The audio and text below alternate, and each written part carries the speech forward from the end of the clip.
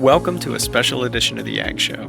Today, our Senior Cooperative Extension Agent, Dawn Barnes, will be going over the ins and outs of pressure canning and steam baths to help preserve your garden fresh vegetables for the winter months to come. So join us on this episode of the Ag Show. Hello everyone, I'm Dawn Barnes. I'm with Virginia Cooperative Extension. I'm the Senior Extension Agent with Family and Consumer Science Programming. And one of the questions that we get a lot are, well, how can I process my green beans? How can I can our peaches? And so that's one of the things we're going to talk about is what the science is behind it, and then looking at the specifics about some of the things of pressure canning and then water bath canning. And we're going to begin by learning the science. We can learn what to do, but it helps to learn why we do the things that we do. So why do we preserve the foods? Well, we want to preserve the foods, obviously, so we can have all that work that we've done in the summertime to go on into the winter. So we have something great from the garden in the wintertime. When we're talking about our spoilage possibilities and what we're doing in order to extend the life and do the freezing or the canning, we're dealing with a couple of different types of spoilage. One is just that microbiological spoilage. That's our molds and our yeast. We've all seen those little fuzzy things that aren't supposed to be there. When we talk about strawberries in the summertime, if we've left them too long in the refrigerator, sometimes they would get the molds on them. Our chemical changes are the enzymatic changes, and that's part of what makes the fruit or the veggies ripen. But if we see any of like the apples is a good example. If we look at an apple, we cut the apple, and it turns kind of that brownish color. Well, that's an enzymatic change. And then, of course, we have the physical changes that cause spoilage that we're looking at, and those are the bumps and the bruises that happen maybe while we're harvesting them or in the ripening process if they happen to fall off the tree or fall off the ground. And if we are going to be preserving to use during the winter time or later on, we want to make sure that we are using the peak fruit or the peak vegetable. In doing that, then we're going to have a good product as the end also. When we want to talk about the science and some of the things and some of the reasons we do it, we're talking about the bacterial, the organisms, and making sure that we have them under control or don't have them at all. And they're naturally there. They can happen when I'm processing them. They can happen when we're in the garden itself, and they can happen when they are being sold in the grocery store. The bacteria is there. What we want to make sure is that the bacteria, harmful bacteria, doesn't come along with us as we're processing the food. So one of the things we want to understand is what causes bacteria, what do they need to grow? And we use the acronym FATTOM. And so the first one, the F, is food. Just like we need food to eat, bacteria need food. And often that's going to be a carbohydrate, it's going to be a protein. So we see milk and the spoilage. Sometimes there's an example. That's one of the necessary things that they're going to require. Our A in FATTOM is the acidity level, and we will refer to the acidity level in a lot of different processes. It's one of the deciding factors as to whether or not we do pressure canning or if we're going to do boiling water bath canning. And so when we talk about acidic, we're talking about 1 and up. 7 is our neutral base. And those in between are going to be that acidic range. When we are looking at the decision as to whether or not we are going to do boiling water bath or whether we're going to do pressure canning, 4.6 is that range that that jumping off point that we look at. 4.6 is where the Clostridium botulinum will either germinate or produce toxin. And that's one of the things we'll talk about in a little bit more depth, but it's one of our major concerns when we're talking about canning in particular.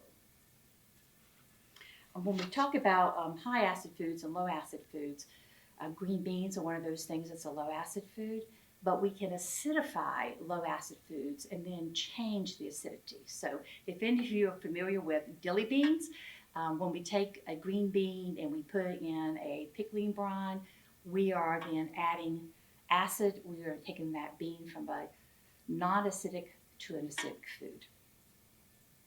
The next thing on our fat time is our T's. So we have temperature and we have time. Both of them kind of act hand in hand. We have a temperature danger zone, and that temperature danger zone is 41 degrees to 135 degrees. So that's in between. We want things colder than 41 degrees and warmer than 135 degrees. When we are talking about things being in that danger zone, we usually like to keep them out of that danger zone for about 2 hours, no more than 2 hours. So rule of thumb, room temperature, 2 hours. After that, we'll have some risk, and we might go ahead and get rid of it at that point. When we have the things at 41 degrees or lower, it doesn't necessarily kill the bacteria, but it is going to slow down the growth. Bacteria can grow in the right conditions. It can double in 15 to 20 minutes. So what might not be a big deal if we leave it out the wrong temperature for the wrong amount of time, that bacteria is going to have a party, and unfortunately, that party is one of those things that can make us sick. So when we're talking about, again, fat tom, we go back to also our O, in which that is the oxygen. When we're talking about the oxygen, primarily we're talking aerobic and anaerobic. So aerobic, like us, we need oxygen to breathe. These particular yeast and molds primarily need oxygen to grow. It's about a 21% level. The facultative, tongue twister, anaerobic, they need 5% or prefer 5%, but they're okay with the 12% or the 21% that we are happy with. What we want to be concerned with, in particular when we're talking about our canning, is our anaerobic. And when we're talking anaerobic, we're talking does not need any oxygen. Clostridium botulinum, one of the things we'll talk about again in just a little bit about more depth, that's one of the things that they can do is grow in things like our jars of green beans that we did not process correctly. They don't need the oxygen at that point. So fat tom, F is our food, A is our acid, T is our time and temperature, O is our oxygen, and that leaves us now to moisture. So when we talk about our water activity level, or our AW, and we're looking at how much water is available.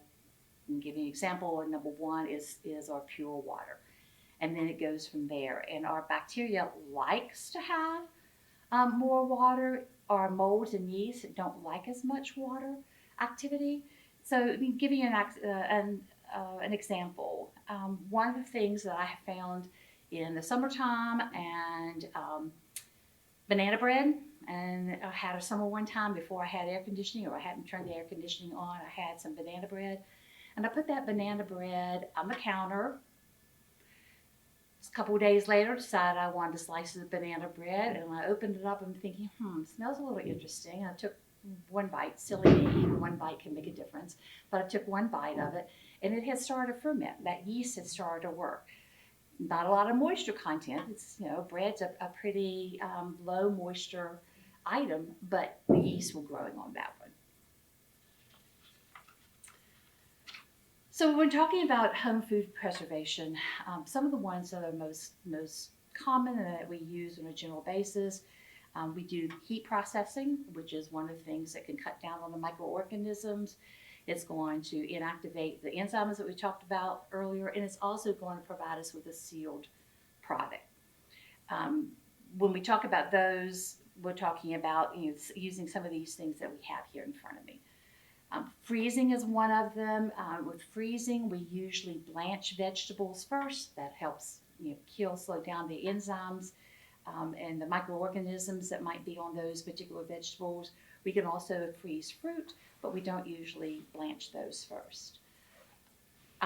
Drying is one of those things that we have that we can use, and the drying takes away the moisture. So we said fat tom needed the moisture content. So if we dry, we're taking the moisture content away. It makes it more difficult for the molds and the yeast and the bacteria that we're concerned with growing.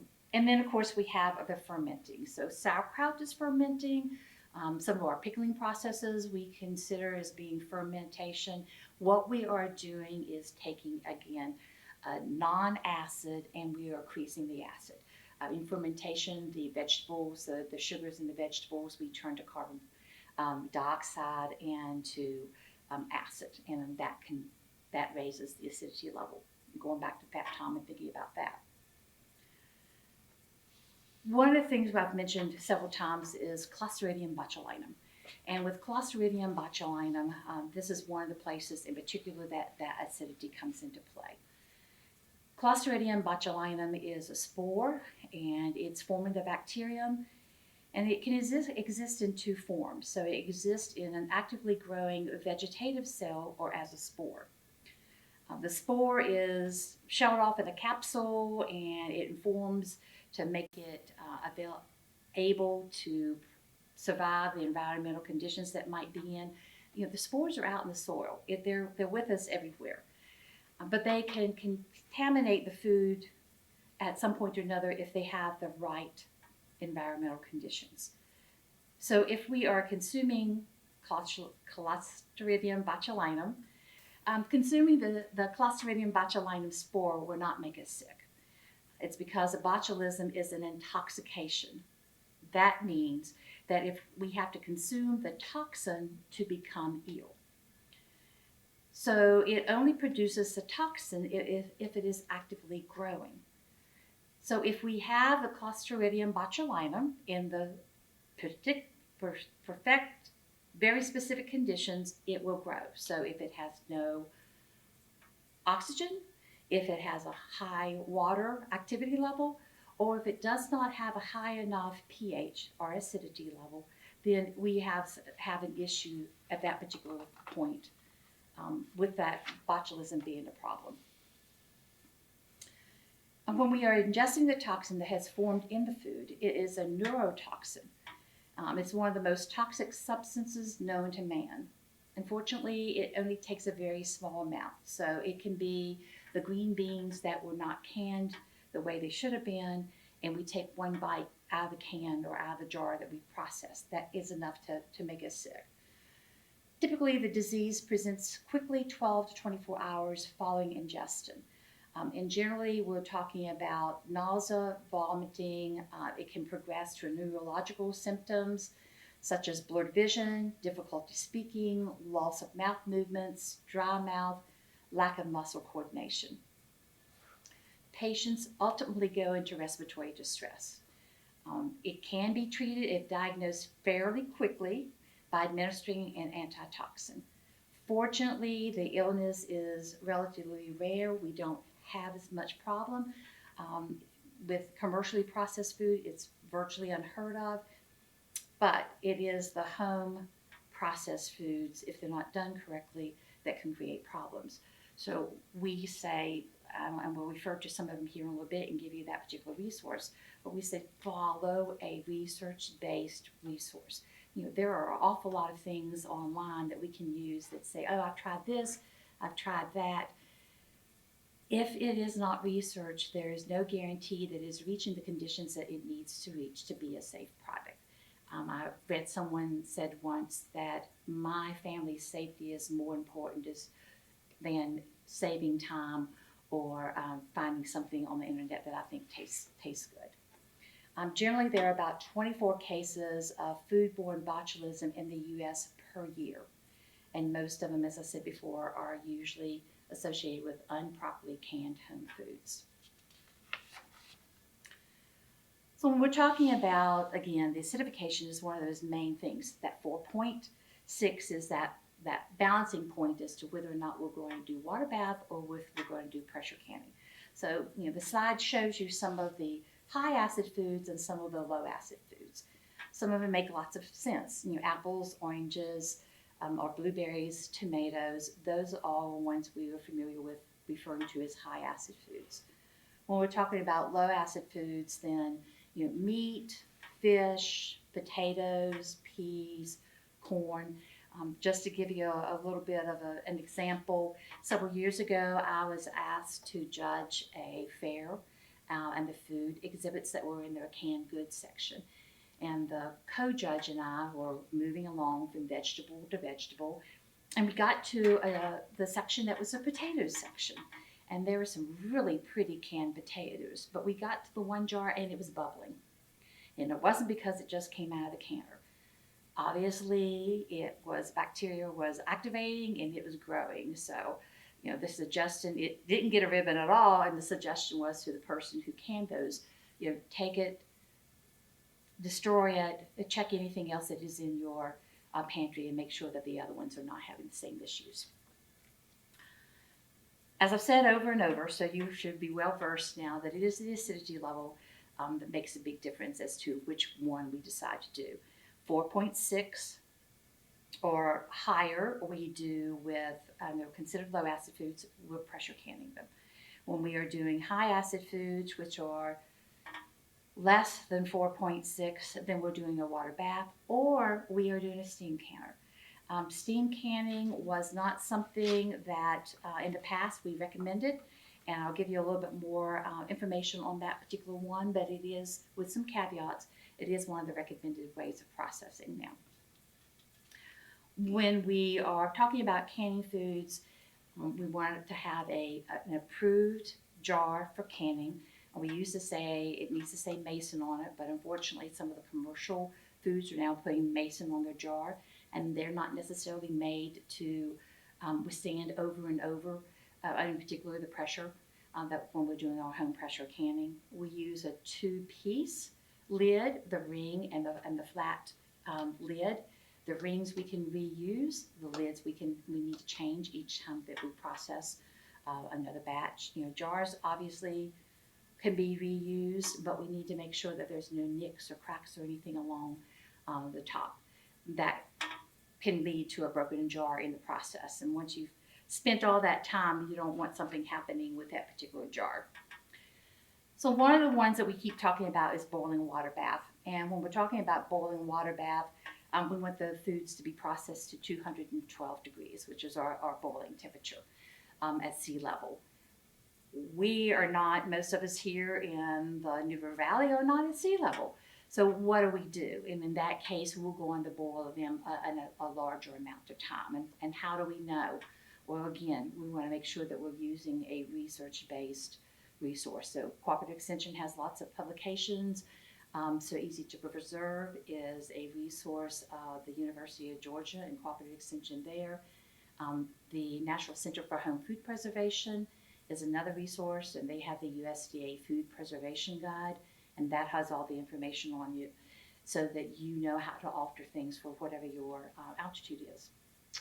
What's your altitude? Well, we're going to give you a resource for that one too, because we don't all know our altitude. With the boiling water bath, the water is going to be about 2 inches or 1 inch or 2 inches above the top of your canned goods. So it has a lot of water in that particular one. They are going to be, as I said before, acid and acidified foods, which would be the fruit or the pickles would be the acidified. You can buy something that is made and marketed as a boiling water pot. You can use other things that you have that are large at home, as long as there is space for the water to cover the jars and for the boiling of the water, because that's an essential part of it. The other one that I mentioned is the atmospheric steam canning. It is the one that you're using the same temperature as you do with the boiling water. It was a process that we did not suggest in the past, but it has recently been validated by the University of Wisconsin and the National Center for Home Food Preservation. 2015, I say recent, but in the science of things, that's fairly recently. It is a scientifically valid method because the temperature of the atmospheric steam is the same temperature as the boiling water.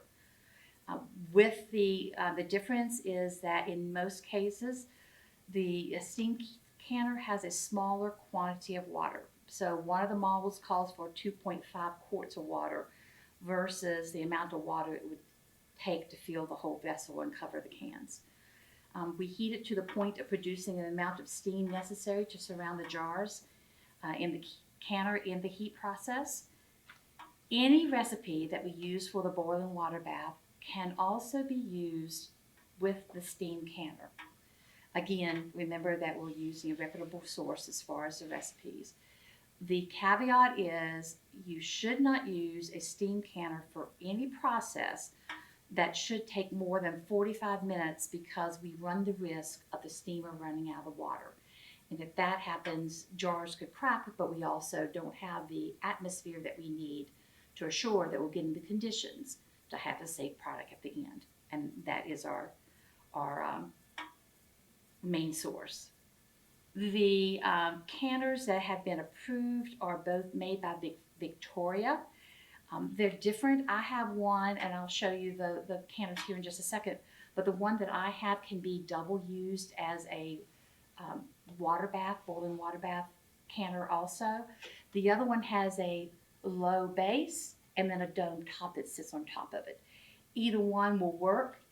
Don't try to create your own steam canner. One of the things that it does have on top of it is a gauge, so you know that it's hitting the range and that you have something to measure by. The other thing that is a possibility is our pressure canner. And when we're talking about pressure canners, it's a heavier container, a heavier metal than the other ones are. The pressure canners either have a weighted gauge or a dial gauge. And you can see the pictures of the differences on the slide behind me, but the canner I have and use for programming is actually a dial gauge. There's not a right or wrong. To be perfectly honest, I have an affinity for the dial gauge from a very early age because the jiggler does a and that's how you measure it. That just kind of drives me a little bonkers. So that's one I stay away from. Not a right or wrong, personal preference. You will find some multi-cookers and they may have a canning option on them. They are not approved to be canners to do pressure canning in. So keep that in mind as you're making some choices. The dial gauges should be checked on a regular basis, preferably annually. But if you haven't had it checked in a while, you can give us a call. It's something that we can do. Because that gauge is telling you whether or not it's truly reaching the pressure or not. Things can get dropped, parts and pieces can age and not function the way they need. So you do want to check that. The weighted gauge does not need to be checked because of the way it's manufactured. There's not really anything that can go wrong with it. What we're trying to do with the pressure is process the food at 240 degrees, which usually is done at 10 to 11 pounds. Again, depending on the elevation, it's going to depend on the temperature it can reach. So most of your things are going to tell you at what pressure you can do it. Weighted gauge, your options are 5, 10, or 15. So a lot of things in the higher elevations may be done at 15. With our dial gauge, we have more variation because we can go up by increments of 1, and we can change that there. When we talk about the effects of altitude, the slide, there's a couple of resources in the slide, actually has the resources on them, or you can scan and it will take you directly there. But don't assume that the elevation that you think you are is where, just because you're someplace, don't think you're over 1,000 feet. 1,000 feet is one of the first cutoffs. So if you're below or above, several years ago, some family members were going to visit other family in West Virginia. They had just gotten a GPS unit for their car, and they pulled into the home in West Virginia, and we think West Virginia mountains, correct? Well, this was close to the river, and at that point it was 700 and some feet in the altitude. So that wasn't what they expected.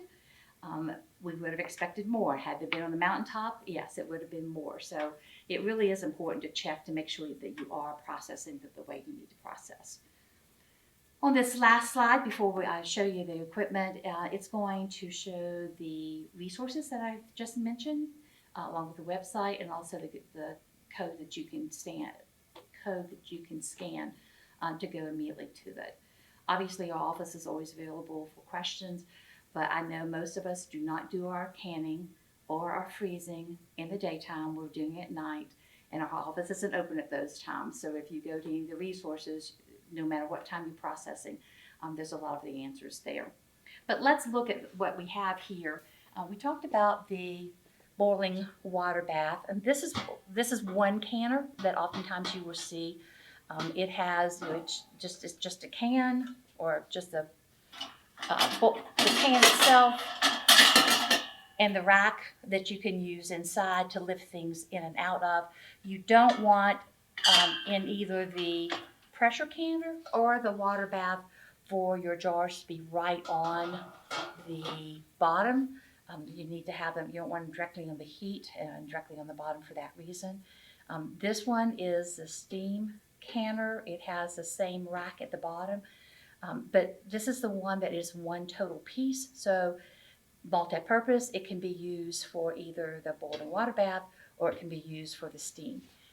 One of the things with this one, it does have the label on the top, and that's going to give you, or the dial on the top, excuse me, and that's going to give you your directions. Again, anytime, any equipment that you're using, make sure you follow the directions.